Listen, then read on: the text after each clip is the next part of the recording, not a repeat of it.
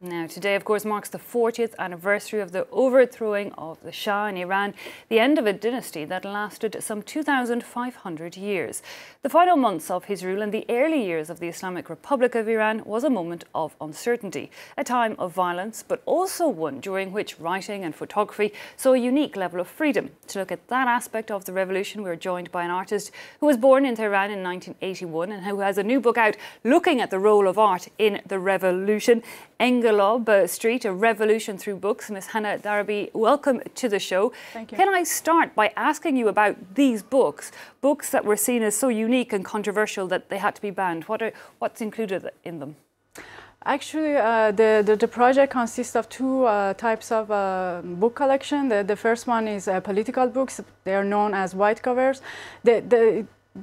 That's this part of the collection that was actually banned before the revolution, because normally the texts are written or translated by political groups or group of Iranian students. They were very active Iranian students all over the world, and there were a diversity of ideas. I mean, they were communist, Marxist, and even in Islamist movements, they were different kinds of thinking. So what was interesting that at that time there was this mass production of these books, and they were banned.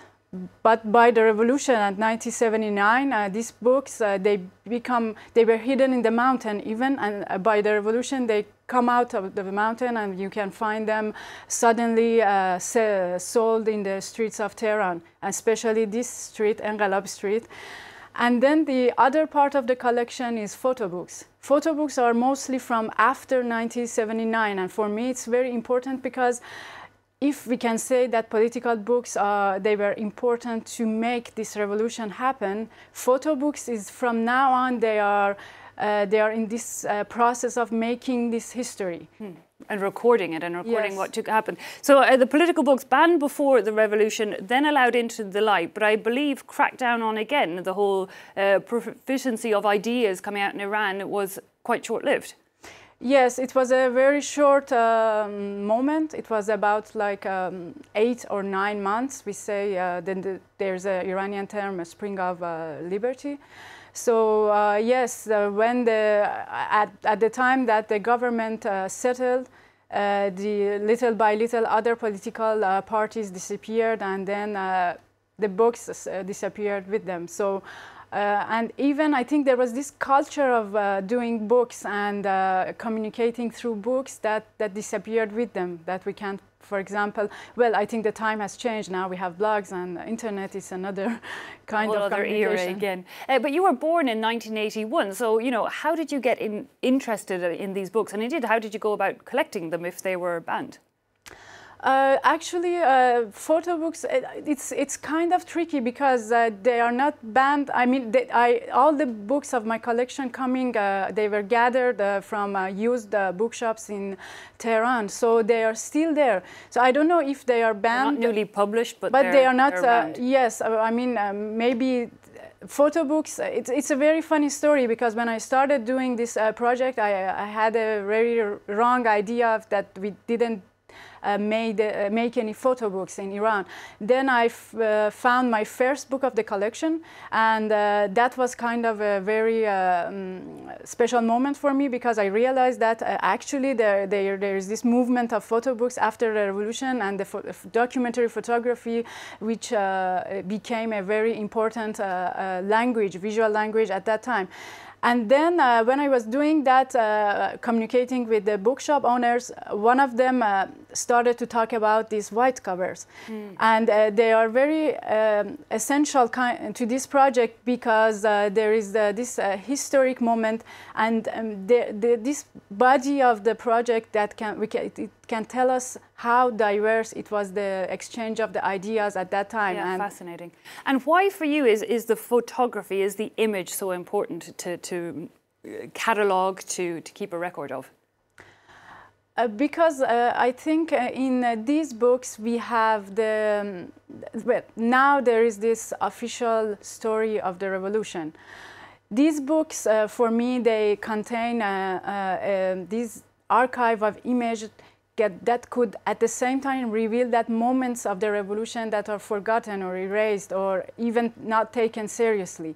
And which is interesting is we can, that's what I did at the end of the project, that this artistic gesture to reappropriate my own collection and especially put in light all those pictures that are not, we don't communicate today a revolution through those images. But for me, it was important to make them Indeed, I believe appear. Reconstructions was personal work. That's how you entitled it, looking at new pictures and archive footage. But, you know, give me an example of one of the images then that might have surprised you, having grown up in the country. Was there something you didn't know?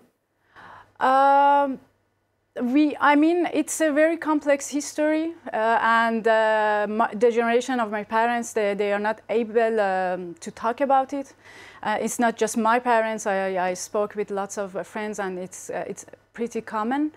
And for example, there was this image of the importance of the role of women in the Iranian Revolution, and that's the image that's not very common these days. And we know there is this documentary film made by two French filmmakers that we know that there was for example, a demonstration the first 8th March after the revolution. But for me, it was very important to find that, and I was surprised to see, for example, that there was a whole demonstration, and there was this magazine that we showed in the exhibition Tehran Musawwar, that they did a special number on 8th March, and we can see lots of images of women protesting.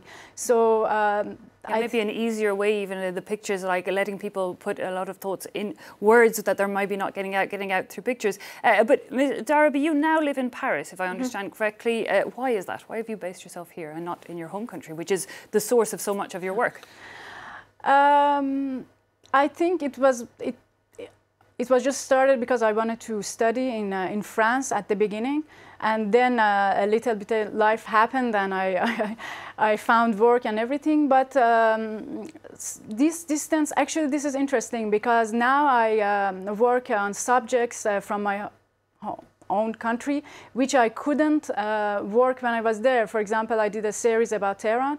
I think this geographical distance helped me to go through to these subjects. For example, when you live in Tehran or maybe you live in Iran, there are those subjects that you don't want to talk about it because you're saturated by it in everyday life. And as the revolution, I mean, maybe it's not that much of actuality if you live in Iran, but from distance it becomes something that for me it was an unfinished story, and I wanted to just finish it. I guess, yeah, and understand it fully. But it is absolutely fascinating, Ms. Hannah Darabi. Thanks so much for coming in Thank you. to speak to us for Perspective.